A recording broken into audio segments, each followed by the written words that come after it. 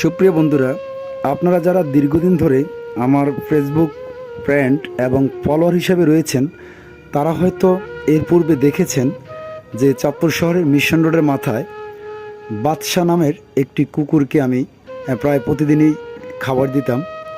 একই সাথে সাংবাদিক রফিকুল ইসলাম বাবু ভাইও এই কুকুরটিকে অনেক আদর করতেন এবং বিভিন্ন স্থান থেকে খাবার এনে দিতেন।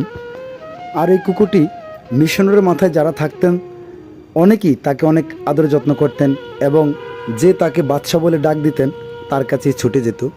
কিন্তু আজকে অনেক দুঃখের সাথে বলতে হচ্ছে যে আজ দুপুরবেলা মিশন রোডের মাথার এক দোকানদার আমাকে ফোন দিয়ে জানালো যে বাদশা আর বেঁচে নেই। খবরটি শোনার পর আমি বিশ্বাস করিনি, তাই পরে নিজে থেকেই দৌড়ে গিয়ে দেখি যে সত্যি সত্যি বাদশা মারা গেছে। আসলে আমার খুব কষ্ট হচ্ছে, এই কুকুরটার জন্য খুবই মায়া হচ্ছে, খুব কষ্ট হচ্ছে যে